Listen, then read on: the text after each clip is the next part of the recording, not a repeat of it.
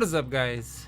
I am so sorry that it's been way longer for me to actually post something. Not only I was having trouble with my freaking internet for whatever reason, my ping was just through the roof and I don't understand what was going on, but my internet kind of started to stabilize now to where I was not playing at like 3500 ping. No joke. There's no way to do anything in regards to that. And on top of that, I got so busy prepping for all my Air Force stuff, and I'm finally all done. I swore in like last Friday, so now I'm just in the delayed entry program. So now that I got all my busyness stuff out of the way, let's just move on to what this video is all about, which is the Guild Wars 2 Ascended Trinket Guide. Because I know some of you guys have kind of mentioned something in my comments, but let's just jump right into this. So I'm working on a new series for Ascended Tips and Tricks, and might as well start out in one of the more complicated sections, which is the Ascended Trinkets.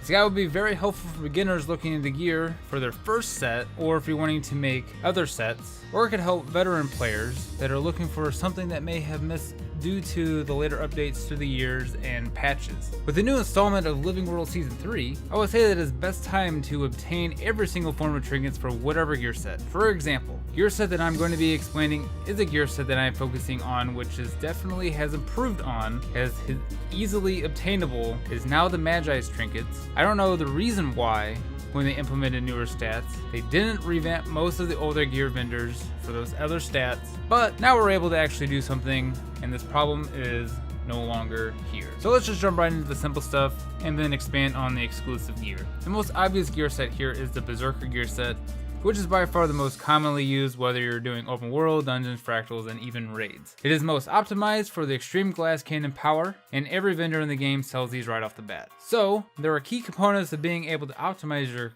currency to obtain the fastest amount of equipment in a short amount of time. Fractals is going to be your main go-to when it comes down to rings. You will purchase these rings using pristine fractal relics, which are easily obtainable just from simply doing fractals. You'll be getting a large amount of them in no time. It requires 10 per ring, so you would need to implement 20 relics to get the rings. They revamped the trinkets by no longer being defensive and offensive, which made things harder down the road when it came down to fusions with attributes, but we're not going to discuss this here in this video. What we're going to focus on though is to get the same stat rings, but not the same ring, such as Ring of Red Death. Since we are not going to be infusing them yet, we want to be able to equip two, so we need both Ring of Red Death and Crystalline Band. You will buy from the vendor in the Fractals of the Mist named Buy 2046 PFR, which will have a large assortment of items, not only rings, that you could obtain. With the new daily system, you will be obtaining fractal relics with no time, while completing the fractals and increasing your levels if need be. Now that we are done with the simple section, let's move on to the next piece of equipment that will be most cost efficient,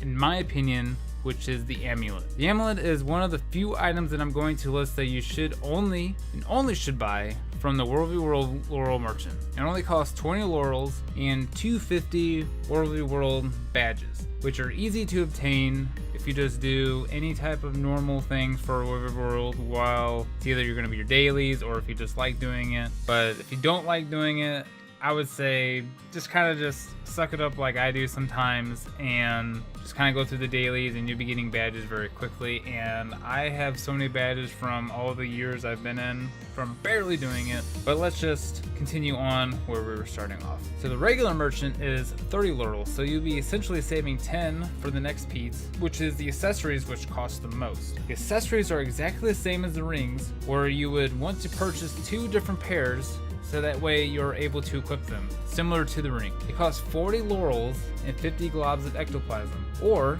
a grand total of 80 laurels and 100 globs of ectos. The other alternative is obtaining the accessories is if you're in a very active guild that does guild missions weekly. You can purchase them for 12 guild commendations plus 5 gold, or a total of 24 guild commendations plus 10 gold for the chosen accessory. You're able to obtain a maximum of 12 to 15 guild commendations per week by completing missions, so if you feel like you're in a rush or just want to save the laurels for something else, by all means, shoot for those guild missions, and obtain some loot along the way as well. Now that we got the basics out of the way, let's talk about what has changed in the latest patches. With the installment of raids when Heart of Thorns came out, there were special raid vendors that were only accessible to people that have already done the raid and got the magnetite shards to buy exclusive stats that are not obtainable from any other vendor, for example like my Magi's gear for my Elementalists, or even the 4-set armor like Commanders, Minstrels, and such. Now with Living World Season 3, changes during the start of episode 1 and now finally with episode 2. Now you don't have to rely on the sole purpose of raids with only, if you're not a fan of doing it or just whatever reason to not attempt raids or you're just out of materials or something like that. I personally have raided myself but haven't done them on a weekly basis like some people since I don't devote any of my game time to the raids in this section. So this next section will definitely play a big role for not only myself but for you guys, if you're kind of in the same boat as me, definitely have the mindset if you want to get some gear for the World v. World set. The vendor, Scholar Raka, located in Bloodstill Fen, will allow you to purchase rings, amulets, and a back. The grand total of getting all of these is 525 blood rubies and 12,000 unbound magic. You can obtain these by harvesting the bloodstone nodes, completing events, and the meta event to obtain the materials you're needing. If you are wanting the best results out of harvesting, I would suggest using a laurel pickaxe since it grants extra rewards, and I would also use a harvesting booster for these. The next vendor is the new one for episode 2, so I will look for Scholar Sura in Ember Bay, and the vendor sells the last pieces of the trinket. You would also obtain a back piece from this vendor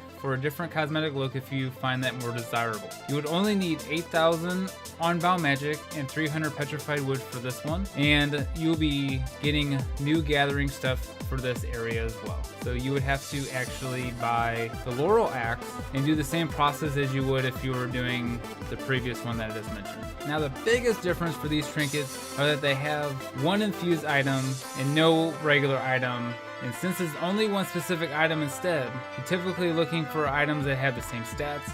The only downside with this is the rings and back pieces are the only ones capable of obtaining an infused slot. Unless something changes down the road, you would have to decide on other ways to obtain that specific stat of the accessory. What I mean by this is you can only buy the one accessory unless if for some reason that there's something completely different about it. But my assumption is since accessories are not infusible, you can only do the rings and back pieces. Can't even do the amulet, so you would have to do something completely different in order to obtain a different accessory that has the same stats that you're looking for. I will be going over the infusions in just a second. The way to make the back piece and rings infused is by doing this simple step. So use your ring, for example, Ring of Red Death. So you use 1 shard of crystallized mist essence, which are found in fractal scales 51 through 100, and sold by Infuse 59.59 for 2 gold, 88 silver, and 300 fractal relics, which I do not recommend because you'll be getting all these just from doing the fractals by itself. Now you'll be using 3 globs of coagulated mist essence, which is found in 21 through 50, 5 vials of condensed mist essence, which can be obtained from any scale fractal. Toss them in the forge and you'll get yourself an infused item. So with these vendors, I highly suggest obtaining the Ascended Trinkets that are not obtainable from any normal means, since these materials are only for more of the grindy side. I wouldn't want all your hard work to go waste on something that you could have obtained through the means I said earlier in this video. So what I mean is, don't try to buy the trinkets for the rubies or the petrified stuff for let's say Berserker stuff when you could easily get it for something else when there's some stuff that is completely specific to those vendors. Kind of similar to the Silver Waste vendors with the Bandit Crest where it comes down to the Nomad stuff. But hopefully you guys enjoyed this video and hopefully it helped out with anything in regards to something new or whatever. If you have any questions about anything, feel free to leave them in the comments down below, or other tips and tricks that you've gone about that I haven't even mentioned, feel free to comment in regards to that. And if you want to see more stuff in regards to these tips and tricks, hit that like button so that way I kind of just know if you guys are more interested in regards to this. And if you want other information for other things, feel free to mention that as well. Until next time guys, I will see you guys later.